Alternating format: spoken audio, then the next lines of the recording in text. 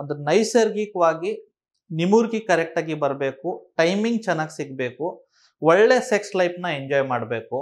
ಯಾವಾಗಿನ ಹಿಡಿದು ಇದು com sex ಬಗ್ಗೆ ಆಯುರ್ವೇದಿಕ್ ಟೆಕ್ಸ್ಟ್ ಬುಕ್ ನಲ್ಲಿ ಮೆನ್ಷನ್ ಮಾಡಿದ್ದಾರೆ ನೋಡಿ. ಈ 7 ಔಷಧಿ ಮೆನ್ಷನ್ ಮಾಡಿದ್ದಾರೆ. ನನಗೆ ಶುಗರ್ ಇದೆ, 50-55 ವರ್ಷ ಏಜ್ ಇದೆ, ಅಥವಾ ಯಾವುದೋ ಆಂಟಿ ಡಿಪ್ರೆಷನ್ ಅಥವಾ ಸ್ಟ್ರೆಸ್ಗೆ ಮೆಡಿಸಿನ್ ತಗೊಳ್ತಾ ಇದ್ದಾರೆ, ಅಥವಾ ತುಂಬಾ ವೇಟ್ ಇದೆ, ಅಥವಾ ಫಿಸಿಕಲ್ ಆಕ್ಟಿವಿಟಿ ಏನೂ ಇಲ್ಲ. ಯಾಕೆ ಈ 3-4 ವರ್ಷನಲ್ಲಿ ಏನಿದೆ ಯಂಗ್ ಹುಡುಗರ್ನಲ್ಲಿ ಸ್ಪೆಷಲಿ ಸೆಕ್ಸ್ ಪ್ರಾಬ್ಲಮ್ ಜಾಸ್ತಿ ಆಗ್ತಾ ಇದೆ? ಯಾಕೆ ಯಂಗ್ ಹುಡುಗರ್ನಲ್ಲಿ ಹಾರ್ಟ್ ಪ್ರಾಬ್ಲಮ್ ಜಾಸ್ತಿ ಆಗ್ತಾ ಇದೆ? ನಮಸ್ಕಾರ ವೀಕ್ಷಕರೇ, ನಾನು ಡಾಕ್ಟರ್ ನಾರಾಯಣ್ ಮೊದಲ ಆಯುರ್ವೇದಿಕ್ ಸೆಕ್ಸಾಲಜಿಸ್ಟ್, ಆಯುರ್ವೇದಿಕ್ ಕನ್ಸಲ್ಟೆಂಟ್ ಬೆಂಗಳೂರಿನಲ್ಲಿ ಪ್ರಾಕ್ಟೀಸ್ ಮಾಡ್ತೀನಿ.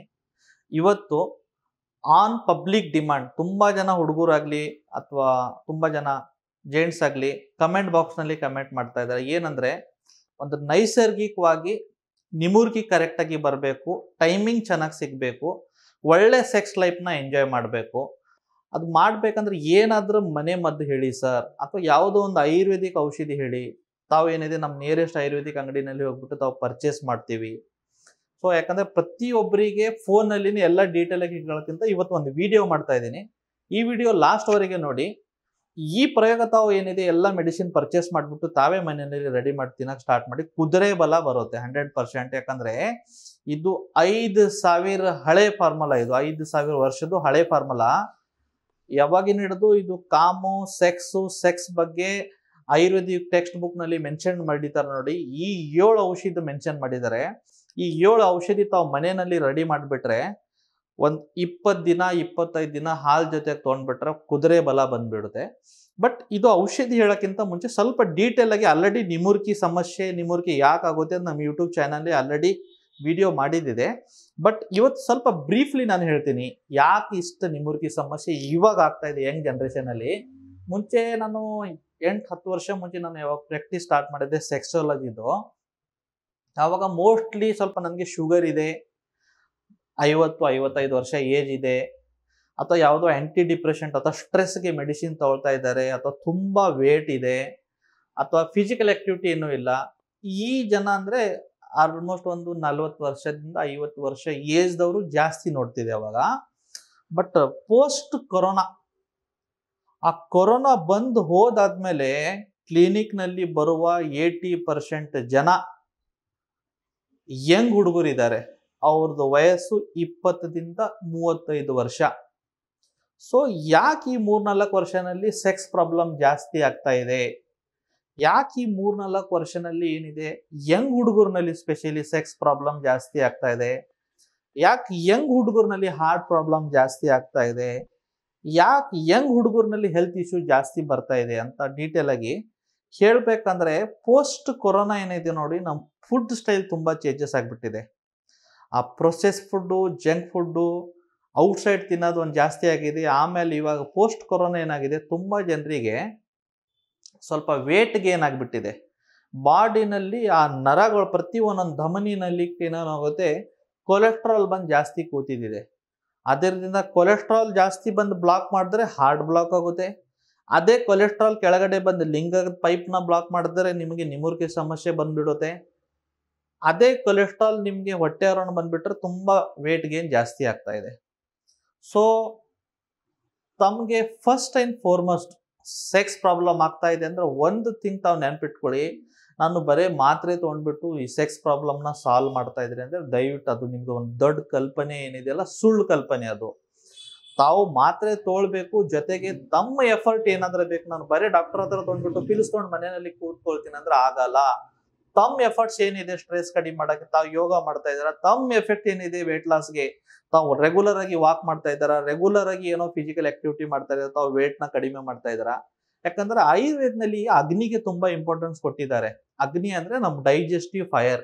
ಈ ಡೈಜೆಸ್ಟಿವ್ ಫೈರ್ ನಲ್ಲಿ ಏನಾದ್ರೆ ಸಮಸ್ಯೆ ಉಂಟಾದ್ರೆ, ಏನಾದ್ರೆ ಸಮಸ್ಯೆ ಆಗ್ಬಿಟ್ರೆ, ನಾವು ಮಾಡಿದ ಊಟ ಏನಿರುತ್ತೆ ನೋಡಿ, ಅದು ಡೈಜೆಷನ್ ಆಗ್ಬಿಟ್ಟು ರಸನಲ್ಲಿ ಆಗ್ಬಿಡುತ್ತೆ. ಆ ರಸದಿಂದ ರಕ್ತದಿಂದ ಮಾಂಸದಿಂದ ಮೇದದಿಂದ ಅಸ್ಥಿ, ಮಜ್ಜ, ಶುಕ್ರ, ಈ ತರ ಒಂದು ಚೈನ್ ಇದೆ. ಈ ಚೈನ್ ನಲ್ಲಿ ಏನಾಗ್ತಾ ಇದೆ, ಎಲ್ಲೋ ಬ್ಲಾಕೇಜ್ ಬರ್ತಾ ಇದೆ. ಊಟ ರೆಗ್ಯುಲರ್ಗಿಂತ ಹೆವಿ ಊಟ ಮಾಡ್ತಾ ಇದ್ದಾರಾ, ರೆಗ್ಯುಲರ್ಗಿಂತ ಜಾಸ್ತಿ ನಾನ್ ವೆಜ್ ನ ಯೂಸ್ ಮಾಡ್ತಾ ಇದ್ದಾರೆ, ಈ ರೆಗ್ಯುಲರ್ಗಿಂತ ಜಾಸ್ತಿ ಚೀಸ್ ನ ಯೂಸ್ ಮಾಡ್ತಾ ಇದ್ರೆ ಆ ರಸಧಾತುನಲ್ಲಿ ಏನಾಗುತ್ತೆ, ಸ್ವಲ್ಪ ತುಟಿ ಬಂದ್ಬಿಡುತ್ತೆ. ಅದರಲ್ಲಿ ಸ್ವಲ್ಪ ಪ್ರಾಬ್ಲಮ್ ಆಗುತ್ತೆ. ಯಾವಾಗ ರಸ ದೃಷ್ಟಿ ಆಗುತ್ತೆ ನೋಡಿ, ರಕ್ತ ದೃಷ್ಟಿ ಆಗುತ್ತೆ, ಮಾಂಸ ದೃಷ್ಟಿ ಆಗುತ್ತೆ, ಮೇದವರೆಗೆ ಹೋಗ್ತಾ ಹೋಗ್ತಾ ಅದು ಚೈನಲ್ಲೇ ಬ್ಲಾಕ್ ಆಗ್ಬಿಡುತ್ತೆ, ಶುಕ್ರವರೆಗೆ ಟಚ್ ಆಗಲ್ಲ. ಯಾವಾಗ ಶುಕ್ರವರೆಗೆ ನರಿಶ್ಮೆಂಟ್ ಸಿಕ್ಕಲ್ಲ, ಬಾಡಿನಲ್ಲಿ ನಿಮ್ ಸೀಮನ್ ಕ್ವಾಂಟಿಟಿ ಕಡಿಮೆ ಆಗುತ್ತೆ, ವೀರ್ಯ ಕಡಿಮೆ ಆಗ್ಬಿಡುತ್ತೆ ನೋಡಿ, ಸ್ಲೋಲಿ ಏನಾಗುತ್ತೆ, ತಮಗೆ ಸೆಕ್ಸ್ ಪ್ರಾಬ್ಲಮ್ ಬರಕ್ ಸ್ಟಾರ್ಟ್ ಆಗುತ್ತೆ. ಮತ್ತೊಂದು ಏನಂದ್ರೆ, ಇತ್ತೀಚೆಗೆ ಯಂಗ್ ಹುಡುಗರ್ನಲ್ಲಿ ಮುಂಚೆ ಏನಿದೆ ನೋಡಿ, 2000s ಅಥವಾ 2000ಕ್ಕಿಂತ ಮುಂಚೆ 90s ನಲ್ಲಿ ಏನಿತ್ತು, ಎಕ್ಸ್ಪೋಜರ್ ಟು ಇಂಟರ್ನೆಟ್ ಏನಿರ್ಲಿಲ್ಲ. ಬರೀ ಏನೋ ಸೆಕ್ಸ್ ಬಗ್ಗೆ ಏನಂದ್ರೆ ಎಲ್ಲೋ ಒಂದು ಹೋಗ್ಬಿಟ್ಟು ಬ್ಲೂ ಫಿಲ್ಮ್ ನೋಡ್ಬೋದು, ಅಥವಾ ಈ ತರ ಫ್ರೆಂಡ್ಸೇ ಮಾತಾಡಿ ಇದು ಮಾಡ್ಬೋದಾಗಿತ್ತು. ಬಟ್ ಇವಾಗ ಒಂದು 15 ವರ್ಷ 16 ವರ್ಷ ಹುಡುಗನು ಆರಾಮಾಗಿ ಇಂಟರ್ನೆಟ್ ನಲ್ಲಿ ಎಲ್ಲಾ ರೀತಿ ಏನೇನ್ ನೋಡಬಾರ್ದು ಆ ಎಲ್ಲ ನೋಡ್ತಾ ಇದ್ದಾನೆ ಅವನು. ಅದರಿಂದ ಅರ್ಲಿ ಏಜ್ ನಲ್ಲಿ ಸೆಕ್ಸುವಲ್ ಎಕ್ಸ್ಪೋಜರ್ ಬಂದ್ಬಿಟ್ಟು ಹಸ್ತಮೈಥುನ ಚಟ ಏನಿದೆ ನೋಡಿ, ತುಂಬಾ ಯಂಗ್ ಏಜ್ ನಲ್ಲಿ ಸ್ಟಾರ್ಟ್ ಮಾಡ್ತಾರೆ. ಹಸ್ತಮೈಥುನ ಮಾಡಿ ಬಾಡಿನಲ್ಲಿ ಇರುವ ವೀರ್ಯ, ಬಾಡಿನಲ್ಲಿ ಇರುವ ಶಕ್ತಿ, ಆ ಬಾಡಿನಲ್ಲಿ ಇರುವ ಓಜ ಅದು ಹಾಳು ಮಾಡ್ಕೊಡ್ತಾ ಇದ್ದಾನೆ. ಆಯುರ್ವೇದದಲ್ಲಿ ಇಮ್ಯುನಿಟಿ ಅಥವಾ ಓಜ್ ಬಗ್ಗೆ ಏನ್ ಹೇಳಿದ್ದಾರೆ ನೋಡಿ, ಇದು ಎಲ್ಲ ಧಾತುದು ಲಾಸ್ಟ್ ಪ್ರಾಡಕ್ಟ್. ರಸ, ರಕ್ತ, ಮಾಂಸ, ಮೇದ, ಅಸ್ಥಿ, ಮಜ್ಜ, ಶುಕ್ರದು ಲಾಸ್ಟ್ ಪ್ರಾಡಕ್ಟ್ ಅದು. ಅಲ್ಲಿ ಏನಾಗ್ತಾ ಇದೆ ಡಿಫೆಕ್ಟ್, ಯಾಕಂದ್ರೆ ಮಾಂಸ, ಮೇದ, ಮಜ್ಜನಲ್ಲಿನೇ ನಿಮ್ ಚೈನ್ ಬ್ಲಾಕ್ ಆಗ್ತಾ ಇದೆ, ಶುಕ್ರವರೆಗೆ ಹೋಗ್ತಾನೆ ಇಲ್ಲ. ಆಗಿದ್ದು ಸ್ಪರ್ಮ್ ತಾವ್ ಏನ್ ಮಾಡ್ತಾ ಇದ್ರ, ಡಿಸ್ಚಾರ್ಜ್ ಮಾಡ್ತಾ ಇದ್ರ. ಸ್ಪರ್ಮ್ ಹೇಗೆ ಹೋಗ್ಬೇಕಂದ್ರೆ, ಸ್ಪರ್ಮ್ ಕೆಳಗಡೆಯಿಂದ ಮೇಲ್ ಹೋಗ್ಬೇಕು. ಅವಾಗ ಏನಾಗುತ್ತೆ, ಬಾಡಿನಲ್ಲಿ ಒಂದು ಒಳ್ಳೆ ರೀತಿ ಎನರ್ಜಿ ಬರುತ್ತೆ, ಒಂದು ಒಳ್ಳೆ ರೀತಿ ಚಾಮ್ ಬರುತ್ತೆ. ಒಬ್ಬೊಬ್ರಿಗೆ ನೋಡಿ 55 ವರ್ಷ 60 ವರ್ಷದವ್ರು ಇರ್ತಾರೆ, ಬಟ್ ಅವ್ರು ಇಷ್ಟು ಚೆನ್ನಾಗಿ ಕಾಂಪ್ಲೆಕ್ಷನ್ ಇರುತ್ತೆ, ಇಷ್ಟು ಚೆನ್ನಾಗಿ ಅವ್ರ ಮುಖ ಮೇಲೆ ಕಾಂತಿ ಇರುತ್ತೆ, ಗ್ಲೋ ಇರುತ್ತೆ. ನೋಡಿದ್ರೆ ಎಷ್ಟು ಅವ್ನು ನಗ್ನಗ್ತಾ ಇರ್ತಾನಪ್ಪ, ಎಷ್ಟು ಹ್ಯಾಪಿ ಇದ್ದಾನೆ ಅವನು, ಎಷ್ಟು ಗ್ಲೋ ಯಾಕಿದೆ ಅಂದ್ರೆ ಅವನು ಓಜನ, ಅವನು ಸ್ಪರ್ಮ್ನ, ಅವನ ವೀರ್ಯನ ಹೋಲ್ಡ್ ಮಾಡಿದ್ದಾನೆ, ಕಂಟ್ರೋಲ್ ಮಾಡಿದ್ದಾನೆ. ನಾವು ಡೈಲಿ ಬಾತ್ರೂಮ್ ನಲ್ಲಿ ಹೋಗ್ಬಿಟ್ಟು ಅದೇ ವೀರ್ಯನ ಹೊರಗಡೆ ಬಾತ್ರೂಮ್ ನಲ್ಲಿ ಫ್ಲಶ್ ಮಾಡ್ತಾ ಇದ್ರಿ, ಅದರದಿಂದ ತಮ್ದು ಎನರ್ಜಿ ಲೋ ಆಗ್ತಾ ಇದೆ, ಫೋಕಸ್ ಆಗಲ್ಲ ಸ್ಟಡಿ ಮೇಲೆ ಆಗಲಿ, ಯಾಕಲ್ಲ ತಾವು ಇನ್ ಕೇಸ್ ವರ್ಕಿಂಗ್ ಇದ್ರೆ ತಾವು ವರ್ಕ್ ಮೇಲೆ ಫೋಕಸ್ ಇರಲ್ಲ. ಮತ್ತೊಂದು ಈಗ ಏನ್ ನಾನು ಅಬ್ಸರ್ವ್ ಮಾಡ್ತಾ ಇದ್ದೆ ಅಂದ್ರೆ, ಸ್ವಲ್ಪ ಸ್ಟ್ರೆಸ್ ಪಾರ್ಟ್ ಜಾಸ್ತಿ ಆಗಿದೆ. ಆ ಯಂಗ್ ಹುಡುಗರು ಇರ್ಬೋದು ಅಥವಾ ವರ್ಕಿಂಗ್ ಪ್ರೊಫೆಷನಲ್ ಇರ್ಬೋದು, ಸ್ಟ್ರೆಸ್ ನೋಡಿ, ಮುಂಚೆ ಹಳ್ಳಿ ಊರಿನಲ್ಲಿ ಆಗ್ಲಿ ಅಥವಾ ಸಿಟಿನಲ್ಲಿ ಕೂಡ ಮುಂಚೆ ಒಂದು ಕಟ್ಟೆ ತರ ಇತ್ತು. ಯಾಕಂದ್ರೆ ಅವಾಗ ಮೊಬೈಲ್ ಏನ್ ಸೋಷಿಯಲ್ ಮೀಡಿಯಾ ಇರ್ಲಿಲ್ಲ. ಎಲ್ಲರೂ ಏನ್ ಮಾಡ್ತಿದ್ರು, ಒಂದು ಸ್ಕೂಲ್ ಕಾಲೇಜ್ ಆದ್ಮೇಲೆ ಒಂದು ಸಾಯಂಕಾಲ 5:30 6 ಗಂಟೆಗೆ ಕಟ್ಟೆ ಮೇಲೆ ಹೋಗಿ ಕೂತಿದ್ರು. ಅಥವಾ ವರ್ಕಿಂಗ್ ಯಾರಿದ್ದಾರೆ ತೋಟನಲ್ಲಿ ಕೆಲಸ ಮುಗಿಸ್ಬಿಟ್ಟು ಅಥವಾ ಆಫೀಸಿಂದ ಬಂದ್ಬಿಟ್ಟು ಸ್ವಲ್ಪ ಮನೆಯಲ್ಲಿ ರಿಫ್ರೆಶನ್ ಮಾಡ್ಕೊಂಡು 1 hour ಫ್ರೆಂಡ್ಸ್ ಹತ್ರ ಹೋಗ್ಬಿಟ್ಟು ಸುಮ್ಮನೆ ಒಂದು ಕಟ್ಟೆ ಮೇಲೆ ಹೋಗ್ಬಿಟ್ಟು ಒಂದು ಯಾವುದೋ ಒಂದು ಟಾಪಿಕ್ ಮೇಲೆ ಮಾತಾಡೋದಪ್ಪ. ಅದು ಪಾಲಿಟಿಕ್ಸ್ ಇರ್ಬೋದು, ಅದು ಕ್ರಿಕೆಟ್ ಇರ್ಬೋದು, ಅಥವಾ ಯಾವುದೋ ಒಂದು ಬೇರೆ ಊರ್ದು ವಿಷಯ ಇರ್ಬೋದು. ಆ ಊರಿನಲ್ಲಿ ಯಾರ್ದು ನೆಂಟಸ್ತನ ಆಯ್ತು, ಅದರದಾಯ್ತು, ಆ ಹುಡುಗಿದ ಅವನ ಜೊತೆಗೆ ಅಫೇರ್ ಇದೆ, ಇವನ್ ಜೊತೆಗೆ ಅಫೇರ್ ಇದೆ ಅಂತ ಈ ತರ ಮಾತಾಡ್ತಾ ಏನಾಗುತ್ತೆ, ಅವ್ರ ಸ್ಟ್ರೆಸ್ ರೆಡ್ಯೂಸ್ ಆಗ್ತಾ ಇತ್ತು. ಇವತ್ ನಾಳೆ ಯಾರ ಜೊತೆಗೆ ಮಾತಾಡಲ್ಲ, ಕಟ್ಟೆ ಅಂತ ಇಲ್ಲೇ ಇಲ್ಲ. ಇವಾಗ ನಾವು ಯಾವಾಗ ಚಿಕ್ಕವ್ರು ಇದ್ದೀವಿ, ಒಂದ್ ಟೈಮ್ ನಲ್ಲಿ ಕ್ರಿಕೆಟ್ ಗ್ರೌಂಡ್ಗೆ ನಾವು ಕ್ರಿಕೆಟ್ ಆಡ್ಬೇಕು ಹೋಗ್ತಾ ಅಂದ್ರೆ ನಮ್ ಸ್ಕೂಲ್ 4 ಗಂಟೆ ಮುಗಿತಿತ್ತು. ಬಟ್ 1:15ಗೆ ನಮ್ ಯಾರಾದ್ರೂ ಹುಡುಗ ಹೋಗ್ಬಿಟ್ಟು ಆ ಗ್ರೌಂಡ್ ನಲ್ಲಿ ಫಸ್ಟ್ ಸ್ಟಂಪ್ ಹಾಕಿ ಬರೋನು. ಯಾಕಂದ್ರೆ ಆ ಗ್ರೌಂಡ್ ನಮ್ದು, ಸೆಂಟರ್ ಪಿಚ್ ನಮ್ದು, ಸೆಕೆಂಡ್ ಯಾರು ಬರ್ತಾರೋ ಅವ್ರು ರೈಟ್ ಸೈಡ್, ಆಮೇಲೆ ಬರ್ತಾರೋ ಲೆಫ್ಟ್ ಸೈಡ್. ಅಂದ್ರೆ ಒಂದು ಗ್ರೌಂಡ್ಗಾಗಿ ಜಗಳ ಆಗ್ತಿತ್ತು ಅವಾಗ. ಏನಂದ್ರಪ್ಪ, ಇವತ್ತು ಸೆಂಟರ್ ಪೀಸ್ ನಮಗ್ ಬೇಕಂದ್ರೆ 9 ಗಂಟೆ 10 ಗಂಟೆ ಹೋಗ್ಬಿಟ್ಟು ನಾವು ಸ್ಟಂಪ್ ಇಟ್ಟು ಬರೋ, ಇವತ್ತು ನಾವು ಹಾಕಿದೀವಿ ಅಂತ. ಸೊ ಇವಾಗ ನೋಡಿ ಎಷ್ಟು ಗ್ರೌಂಡ್ಸ್ ಇದೆ, ಎಷ್ಟು ಪಾರ್ಕ್ಸ್ ಇದೆ, ಎಲ್ಲ ಖಾಲಿ ಓಡ್ತಾ ಇದೆ. ನಮ್ಮ ಊರ್ದೇ ಗತಿ ಹೇಳ್ತೀನಿ, ನಾವು ಯಾವಾಗ ಕ್ರಿಕೆಟ್ ಆಡುವಾಗ ಅವಾಗ ಯಾವಾಗ ಇಷ್ಟು ಹುಲ್ಲು ಬರ್ತಿರ್ಲಿಲ್ಲ ಆ ಗ್ರೌಂಡ್ ನಲ್ಲಿ. ಇವಾಗ ಹೋಗ್ಬಿಟ್ರೆ ಇಲ್ಲಿವರೆಗೆ ಹುಲ್ಲಿದೆ. ಅಂದ್ರೆ ಗ್ರೌಂಡ್ಸ್ಗೆ ಯಾರು ಹೋಗ್ತಾ ಇಲ್ಲ, ಎಲ್ಲರೂ ಬರೀ ಮೊಬೈಲ್ ನಲ್ಲಿ. ಆ ಮೊಬೈಲ್ ಏನಾಗುತ್ತೆ, ಓವರ್ ಡೋಪಾಮಿನ್ ಸಿಕ್ರೇಷನ್ ಮಾಡುತ್ತೆ. ಓವರ್ ಡೋಪಾಮಿನ್ ಸಿಕ್ರೇಷನ್ ಮಾಡಿಬಿಟ್ಟು ಸ್ಲೋಲಿ ಮೈಂಡ್ ಮಂಕ್ ಮಾಡಿಬಿಟ್ಟು ಬಾಡಿನಲ್ಲಿ ಫ್ಯಾಟ್ ಡೆಪಾಸಿಟ್ ಜಾಸ್ತಿ ಆಗುತ್ತೆ. ಸೊ ಸ್ಟ್ರೆಸ್ ಇದೆ ನೋಡಿ, ತಾವು ಆಟ ಆಡ್ತಾ ಇದ್ರೆ, ನಗನಗ್ತಾ ಇದ್ರೆ, ಫ್ರೆಂಡ್ ಜೊತೆ ಮಾತಾಡ್ತಾ ಇದ್ರೆ, ತಮ್ಮ ಏನೇನು ಪ್ರಾಬ್ಲಮ್ ಇದೆ ಅವ್ರ ಜೊತೆಗೆ ಶೇರ್ ಮಾಡ್ತಾ ಇದ್ರೆ, ಫಾರ್ ಎಕ್ಸಾಂಪಲ್ ತಾವು ಬಿಸ್ನೆಸ್ ಮಾಡ್ತಾ ಇದ್ರೆ, ಬಿಸ್ನೆಸ್ ನಲ್ಲಿ ಏನಾದ್ರೆ ಲಾಸ್ ಆಯ್ತು.